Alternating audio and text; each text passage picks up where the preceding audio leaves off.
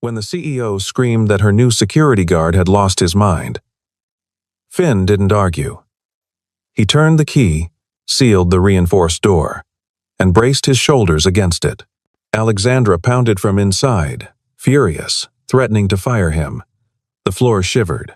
A white flash ripped down the corridor, glass erupting into needles as alarms howled. Smoke rushed like a living thing.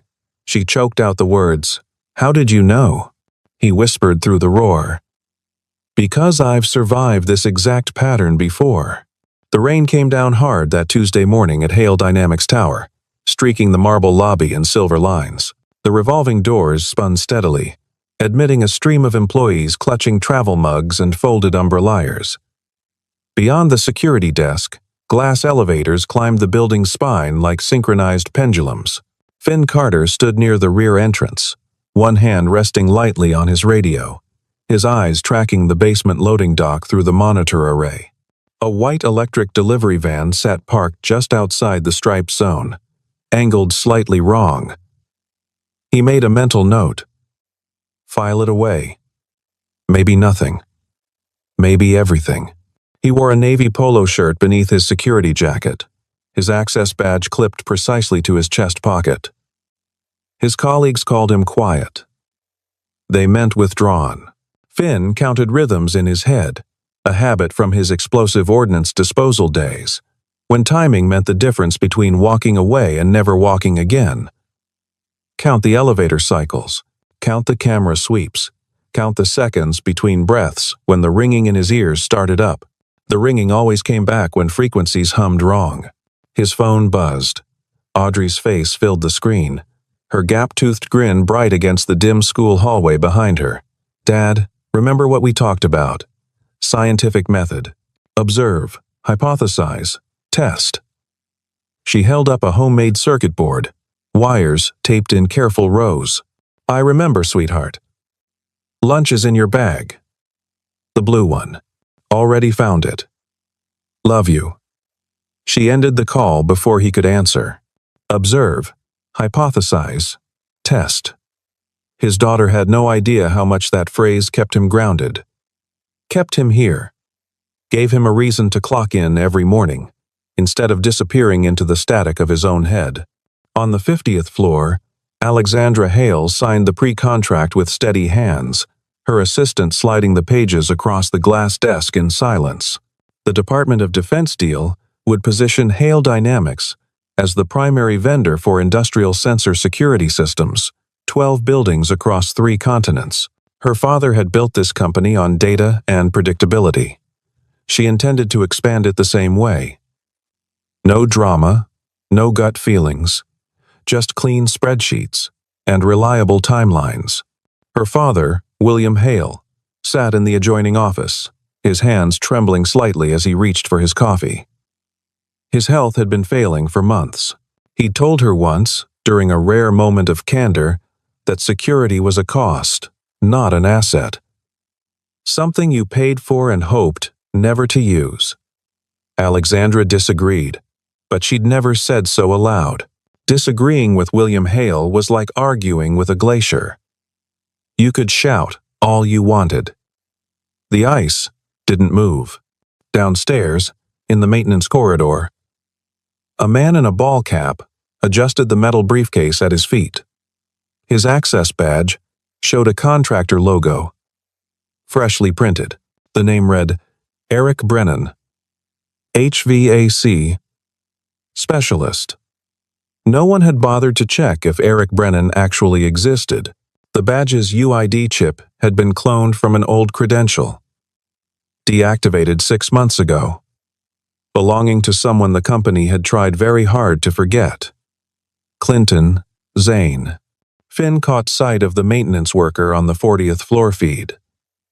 The man was lingering too long near the electrical junction panel, his body language all wrong. Too casual. Too comfortable. Finn tapped the intercom button. "Dispatch, this is Carter. I need a secondary credential check on a contractor. 40th floor. East wing." The voice that crackled back was bored. "Carter, we're running schedules here.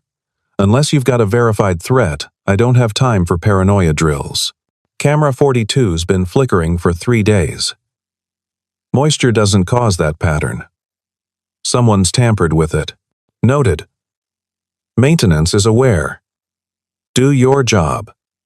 Let them do theirs. Finn released the button. He watched the contractor swipe his badge and slip through the restricted door. He pulled up the access log on his tablet. The badge number showed no flags, but the timestamp felt wrong. Dual presence. That badge had been scanned at 2 locations within 90 seconds. Physically impossible, unless someone had cloned the chip. He opened his email, typed quickly, subject line, unauthorized access pattern, 40th floor. He attached the log, the camera still frame, and the license plate number from the white delivery van.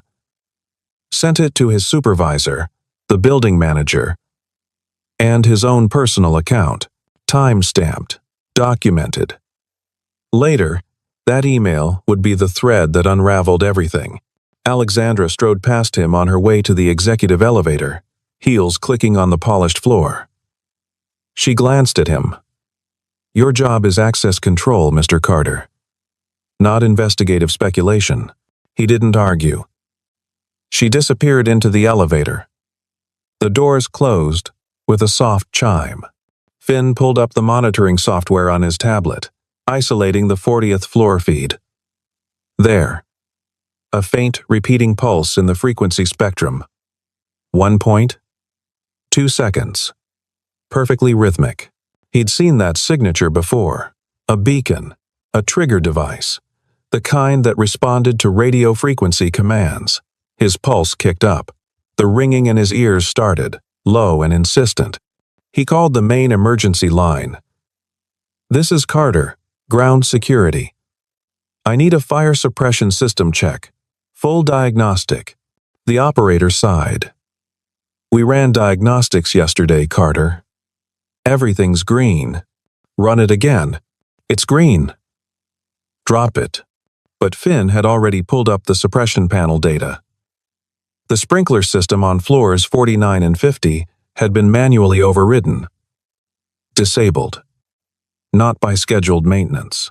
By someone who knew exactly how to make it look like a minor software glitch. Someone who wanted to ensure that when the fire started, nothing would stop it from spreading. He took the stairs 3 at a time.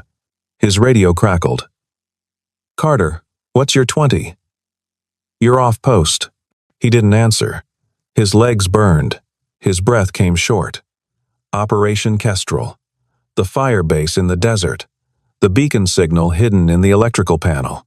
The officer who'd dismissed his warning. The explosion that had torn through the medical tent. The explosion that had killed Sarah. His wife. His partner. The best trauma surgeon he'd ever known. He'd been counting the rhythm in his head when it happened. 1 point, 2 seconds. Over and over. The same signature. The same sickening inevitability. By the time he reached the 40th floor, sweat soaked his collar. He pushed through the door into the electrical room. The smell hit him first. Fresh, copper dust. Someone had been soldering. He knelt by the panel. There, tucked behind the breaker array, was a small device no bigger than a deck of cards. Gray wires. Crude, but effective. The kind of improvised detonator a trained technician could build in under an hour.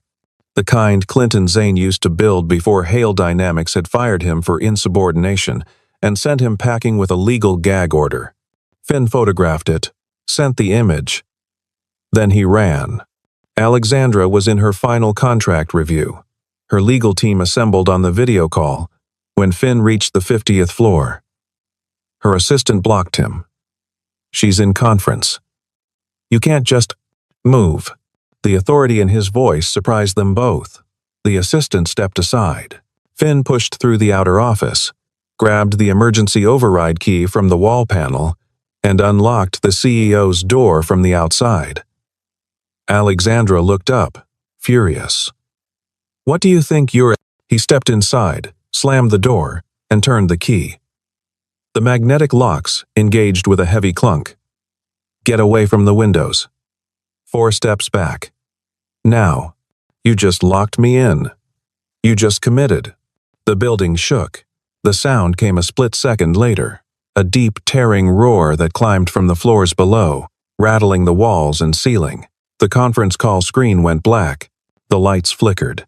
Emergency strobes kicked on, bathing everything in red pulses. Then the windows shattered inward.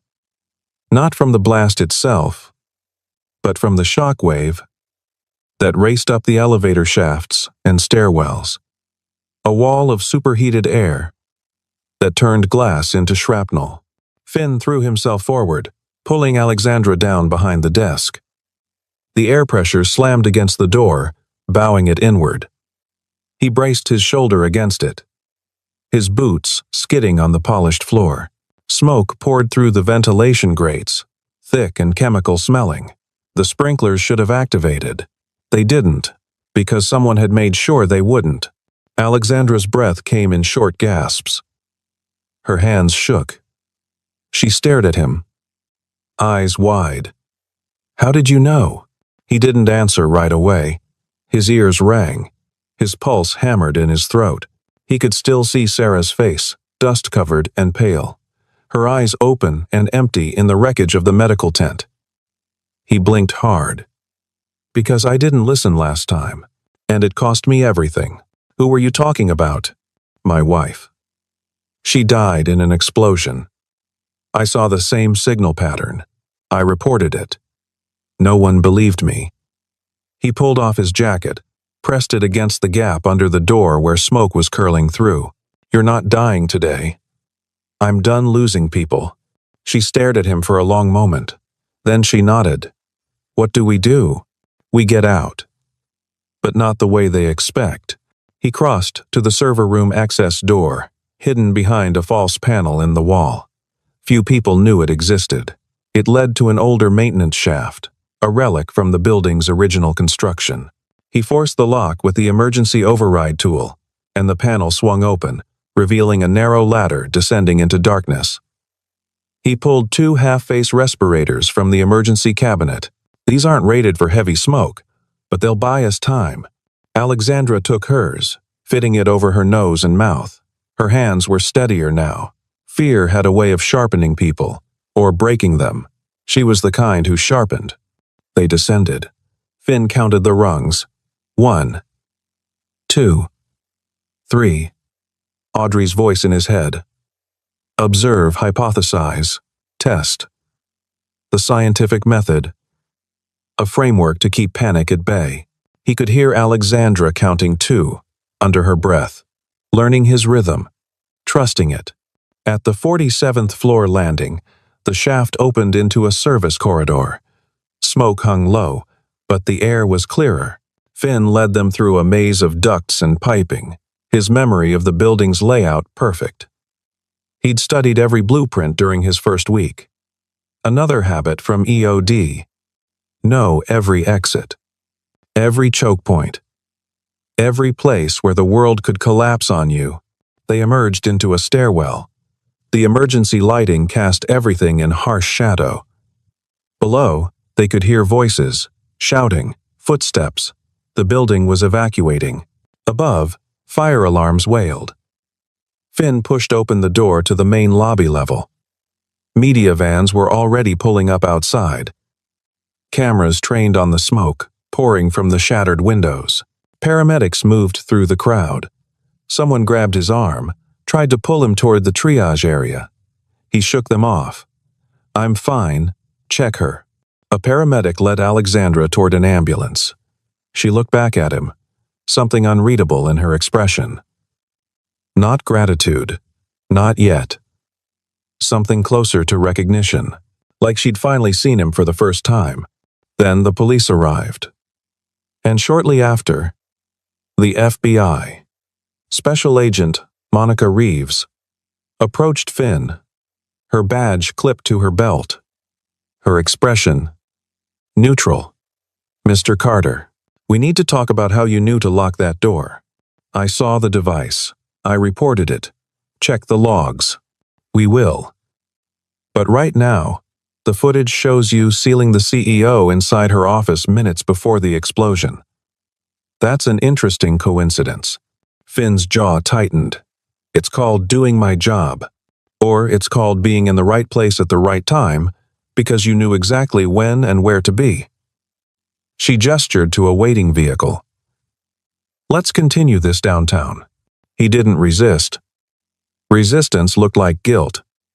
He climbed into the back seat, his mind already working through the problem. He'd been set up, or at least, he'd stumbled into the blast radius of someone else's vengeance, and now the optics were bad. A security guard with a military background and a history of trauma locks the CEO in her office right before a bomb goes off. From the outside, it looked like conspiracy. From the inside, it felt like survival. At the hospital, Alexandra sat in a private room while a doctor checked her vitals. Her assistant brought her tablet. William Hale called, his voice strained. Are you hurt? No. Finn Carter pulled me out. A pause. The guard? Yes. He knew, Dad. He saw it coming. How? She didn't answer right away. She'd been replaying the moment in her head. The way he'd moved. The way he'd counted under his breath. The way he'd looked at her when she asked how he knew. And he'd said, because I didn't listen last time. There was a story there. A wound. She opened her laptop, pulled up the company's personnel files. Finn Carter, former Army EOD specialist, honorably discharged, hired 8 months ago, references impeccable, background check clean. But there was a note in his file, buried deep. A reference to Operation Kestrel, a firebase incident, multiple casualties. She made a call. 30 minutes later, she had the full report.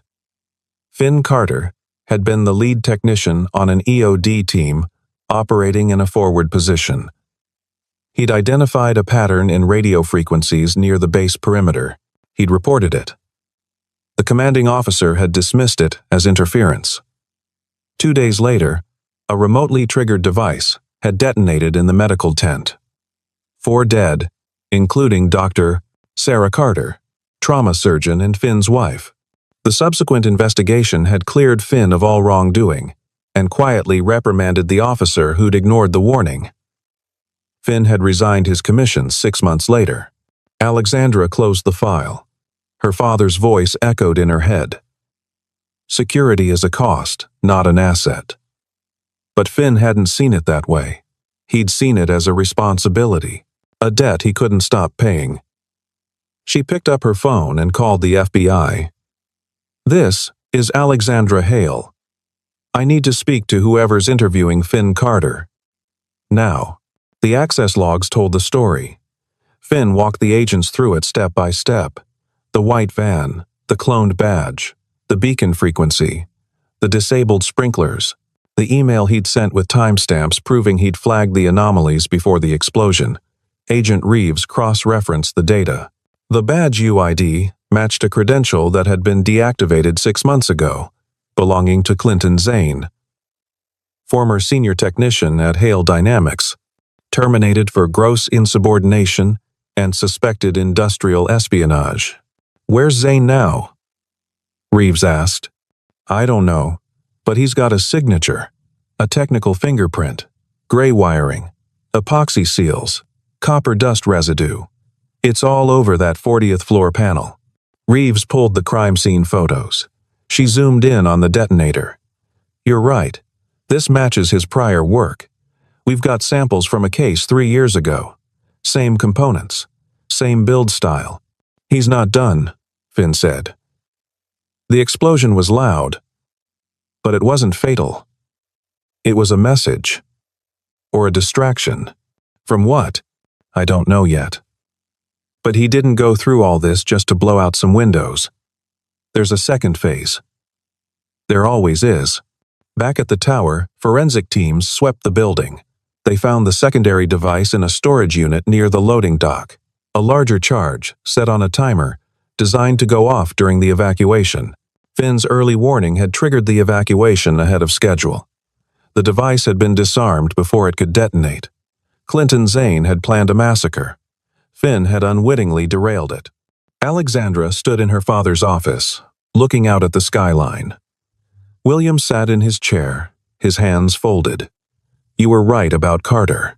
He was right about the threat. We ignored him. I ignored him." William's voice was quiet. "Security is a cost. That's what I always said." "I was wrong." She turned to face him. "So what do? We stop treating it like a cost. And we start treating it like what it is. A responsibility." Alexandra nodded. She pulled up Finn's file again. There was a daughter, Audrey, 8 years old. School records showed she was enrolled in the STEM program at Lincoln Elementary. A bright kid, a kid who needed her father. She picked up the phone. "Get me Finn Carter's lawyer. I'm posting his bail personally." The FBI tracked the control signal from the beacon to a warehouse district near the old shipyards. Finn rode with them. Agent Reeves hadn't wanted him there, but Alexandra had made it a condition of her cooperation. She trusted him, and right now, her trust carried more weight than protocol. The warehouse was dark, the air thick with the smell of rust and seawater. Finn moved carefully, his eyes adjusting to the low light. He spotted the device first, a suitcase bomb sitting on a workbench, wired to a laptop. The screen glowed faintly. A countdown, 42 minutes, enough time to evacuate the area. Not enough time to call in a bomb squad and wait for them to set up. "I can do this," Finn said. Reeves grabbed his arm. "You're not certified anymore. You're a civilian. I'm the only one here who knows how Clinton thinks. Let me work." She hesitated. Then she nodded. "Everyone out. Give him space." Alexandra didn't leave. "If he stays, I stay." "Ma'am, that's not—" "I stay." Finn knelt by the device. His hands were steady.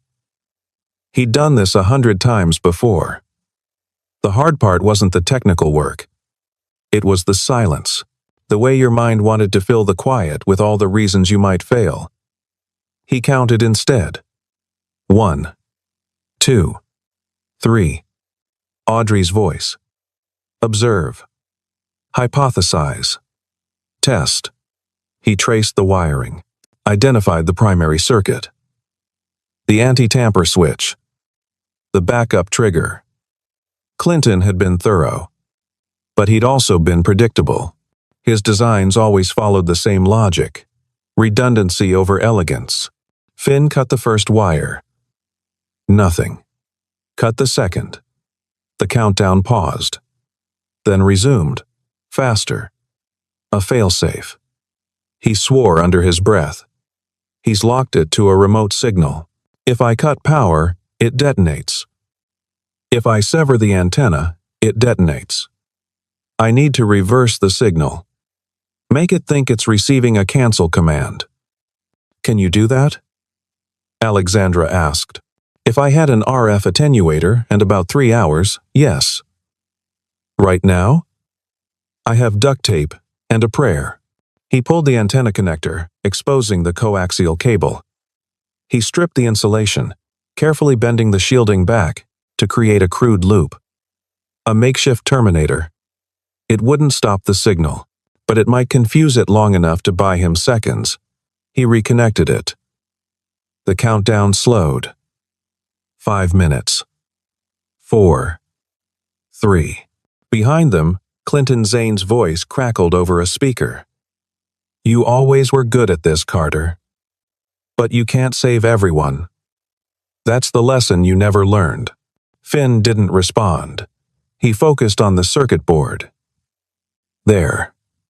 A capacitor, slightly larger than the others. The real trigger. He touched the leads with the multimeter. High voltage. One wrong move, and it would discharge, completing the circuit. He pulled a small screwdriver from his pocket, grounded himself against the metal table, and gently pried the capacitor loose. It came free with a soft pop. The countdown stopped. The screen went dark. Silence. Alexandra let out a breath she didn't know she'd been holding. Finn stood, his hands trembling now that it was over. A piece of shrapnel from the partial detonation earlier had cut through his sleeve. Blood seeped through the fabric. He hadn't noticed until now. Alexandra grabbed a first aid kit from the wall, her hands shaking as she wrapped the wound. "You're insane," she whispered. "Probably. Thank you." He met her eyes. "You would have done the same." "No. I wouldn't have. I would have waited for the experts. I would have followed protocol. You didn't. And that's why we're alive." The FBI moved in, securing the device. Reeves found the laptop still connected. The data logs showed everything. Clinton's manifesto. His grievances against Hale Dynamics. His conviction that the company had stolen his designs and discarded him. The timestamps proved he'd planned the attacks for months. And the final entry, dated that morning, laid out his endgame. He wasn't just targeting the building. He was targeting the reputation, the stock, the legacy. He wanted to destroy William Hale's life's work the way he believed William had destroyed his. Alexandra held a press conference in the tower lobby the next morning. The cameras crowded close. She stood at the podium, her voice steady.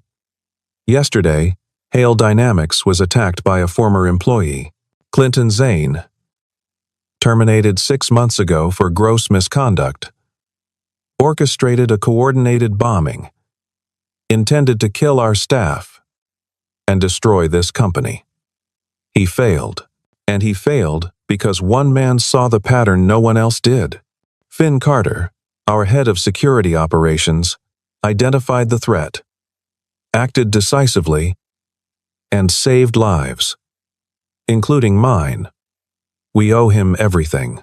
She held up the access logs, the email timestamps, the photographic evidence. Mr. Zane is now the subject of a federal manhunt. We're offering a reward for information leading to his capture, and we're committing to a full overhaul of our security protocols, led by Mr. Carter, to ensure nothing like this ever happens again. The reporters erupted with questions. Alexandra answered them calmly, methodically. By the end of the hour, the narrative had shifted. Finn wasn't a suspect. He was a hero. The company wasn't a target. It was a survivor. And Clinton Zane, wherever he was, had just lost his advantage. At the hospital, Audrey ran into her father's arms. She buried her face in his shirt, her small body shaking. "I saw the news. I thought, I'm okay, sweetheart. I'm here." Alexandra stood in the doorway, watching them. Something in her chest tightened. She'd spent her whole life building walls. Data over intuition. Control over chaos. And in one day, Finn Carter had shown her what those walls had cost her. The ability to see people, to trust them, to let them be right when the numbers said they were wrong. Audrey looked up, noticed Alexandra. "Are you the lady my dad saved?" Alexandra knelt down, meeting the girl's eyes. "I am. And your dad is the bravest person I've ever met." Audrey beamed. "I know. He's the best." 2 nights later, the FBI cornered Clinton Zane in a shipping container depot on the edge of the city. He'd rigged one last device, a Deadman switch connected to his heartbeat monitor. If they shot him, it would detonate. Finn was called in. He walked into the floodlit yard, his hands raised, his voice calm. "Clinton, it's over. You've made your point." Zane stood on a platform between 2 stacked containers, the trigger in his hand. "My point? My point was that Hale Dynamics is built on blood, on stolen work, on discarded people." "You're right," Finn said.